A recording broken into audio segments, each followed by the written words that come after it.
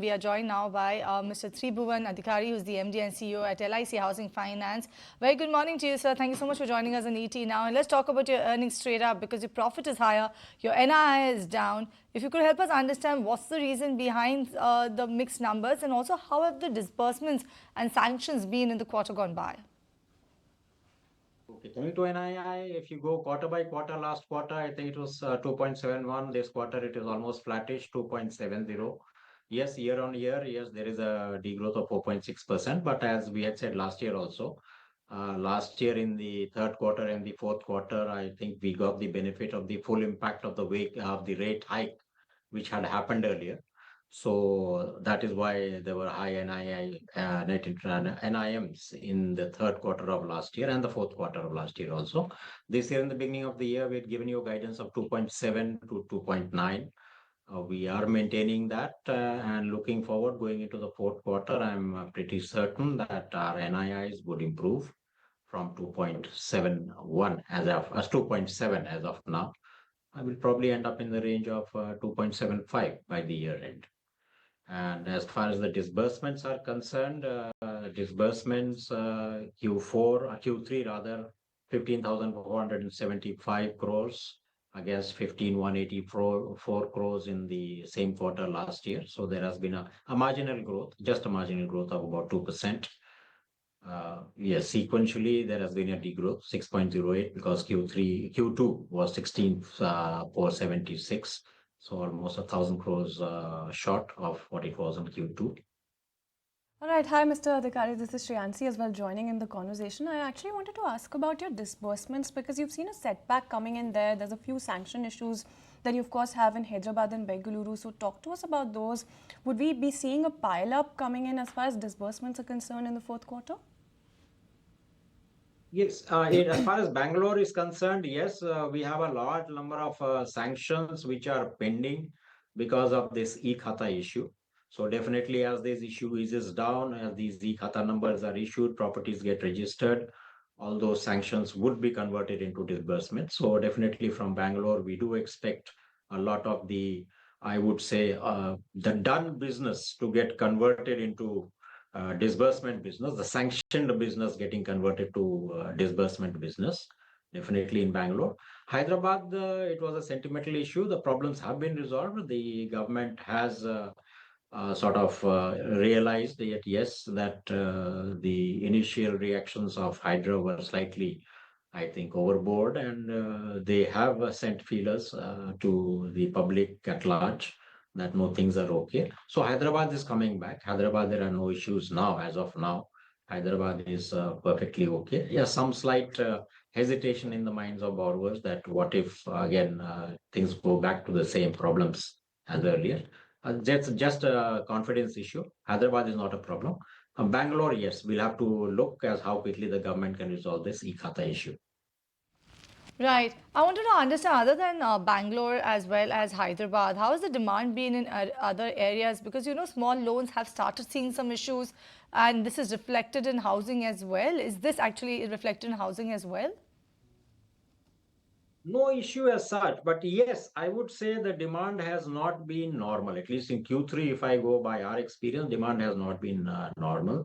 There has been a slight letdown in the demand, probably more to do with the sentiment of the borrowers, the overall economic situation, the Q2, the growth numbers coming out low, slightly higher inflation, status of the stock market, and all these things probably would be weighing on the minds of the borrowers. So the demand is slightly low. I would not say delinquencies have not increased as such, but yes, the collections have been impacted to in our case, marginally. Collections are being impacted. So it is not normal, I would say, slightly subdued. But hopefully Q4 is going to be good for us. All right, then talk to us about where the trouble then lies. Is it in the prime segment, affordable housing segment, or any of the other segments then? No, actually, affordable housing, we just ventured into that segment in the form of a formal product in Q3, right? So it's early days yet. We are just testing the waters right now. And as you know, the affordable housing segment is a completely different kettle of fish from what we've been uh, doing so far, right? LIC HFL, we've mostly been into the prime segment, the salaried segment, the good CIBIL score segment. So the affordable segment is slightly a different kettle of fish. So we right now just testing our waters, and we do understand that this is the segment where we have to be. There is no two versions about it. We are very, very clear. We have to enter into the segment, but we do not want to do it whole hog and just jump into it and jump into the water without testing it. So right now the testing phase is going on, and slowly and steadily the disbursements are rising.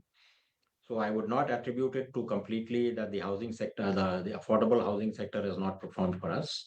No, I wouldn't say that, because we were never formally into the affordable. Informally, we were there in the sense that through our individual home loans, we were addressing people who belonged to the affordable class, the affordable segment. In fact, in PMAY 1, we've done pretty well, more than 1 lakh, means 100,000 loans disbursed, almost about 46,000 crores disbursed. So, but the affordable segment per se, as we say, the self-employed class, the non-salaried class, the non-documented income class, that we have ventured into consciously in Q3, and we'll be building it. We'll be building this up as we go forward. Right. And the company has actually been able to reduce the cost of funds in previous quarters, but not that there are any liquidity issues in the system. So how do you see them, and what is the impact on the cost of funds? Because we're now seeing rather liquidity issues in the system. Cost of funds, yes, of late they have come off shortly, but then by and large, cost of funds have been very tricky, I would say. There has not been any steady, I would say, a trajectory to the cost of funds. It all depends on the liquidity in the market, and liquidity has been tight, as you know, and almost 2 lakh crores, 3 lakh crores of liquidity shortage in the market. RBI also very concerned now. RBI coming out with interventions and trying to pump in liquidity into the market. So cost of funds, yes, have been a struggle. Have been a struggle in the sense that they have not been cheap. Our interest income, our interest expenses have gone up, and probably that is the reason why probably our names fell by just 1 basis points. Of course, it was marginal fall, but they fell. So I think the cost of funds would be very much dependent on the liquidity situation in the market. So what we are basically trying to do is, okay, yes, we do try to time our borrowings at as far as possible so that we get the best rates. We are a AAA rated company, so normally we do get the best of rates. So cost of funds is very much, I would say, directly related to the liquidity situation in the market. So right now, probably our borrowing cost is about 7.7, right? 7.7-ish. I don't see it going down significantly and or going up significantly. Yes, 2, 3, 4 basis points down, or 2, 3, 4 basis points up during the quarter, taking 3 months at a thing. Possible? All right, Mr. Adhikari, you've also said that liquidity is tight. A little curious about that. To tackle this, are you going to be looking at increasing deposits then? Will you be going for attractive rates, or it's not required at this point in time? Deposits, we haven't changed our deposit rates. Of course, banks have been very aggressive on the front, and some of the banks are offering higher deposit rates than we are. Yes, we are conscious of the fact that we need to lower our cost of borrowing. So we, just for the sake of deposit, for the sake of funds, I don't think as a strategy we would going in for garnering deposits at high cost. And plus deposits, as far as ours is concerned, deposits is what had a very small, minuscule portion of my borrowing book. So as such, yes, we would like deposits to come in. It is not that we are shunning deposits. We would like deposits to come in, but we would do nothing in the form of increasing of rates, etc., to bring in deposits into the company. Right, sir. So what's your guidance for disbursement growth and NIMs for the quarter that we are in, and also going ahead? Anything that you've penciled in for your company? As I said, I think we are at 2.70. I expect that NIMs in the coming quarter, there would be a 3, 4, possibly a 5 basis point uptick in the NIM. So probably we could end up anywhere between 2.73 to 2.75. That is my guidance for NIMs right now at the end of Q3. As far as the AUM growth at the beginning of the year, I had given you guidance of double-digit growth, a low double-digit growth. As we stand right now, our AUM growth is 6.38%.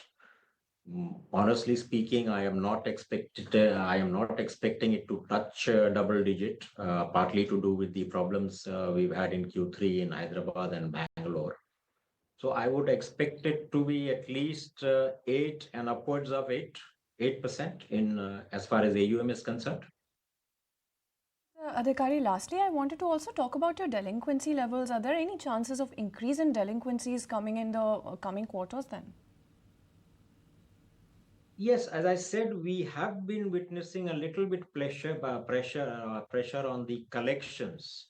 I would not say that the accounts are moving into NPA, but there is a movement between buckets. For example, in Q3, my stage 2 has increased. That was not expected. We were expecting it to come down. It has increased slightly. So there is a pressure on collections, but overall, as far as the NPAs are concerned, or the GNPA ratio is concerned, right now GNPA ratio is at 2.74% for the company, down from almost 3.31% at the beginning of the year. And quarter on quarter, I think there is a significant reduction in that. Looking into Q3, I'm pretty optimistic that my GNP or my stage 3 NPA will come down further.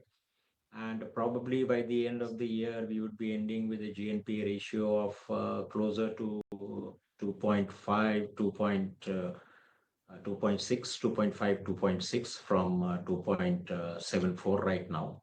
That is my expectations. Provisioning requirements this quarter have come down, largely due to resolution of a very large NPA, which we sold to NARC on all cash basis. We are expecting some such resolutions in Q4 also. All right, then we leave it there. Thank you so much, sir, for joining us on ET Now to talk about the quarter gone by for LIC Housing Finance and giving us a glimpse of exactly what we should expect in the quarters ahead. Thank you so much once again.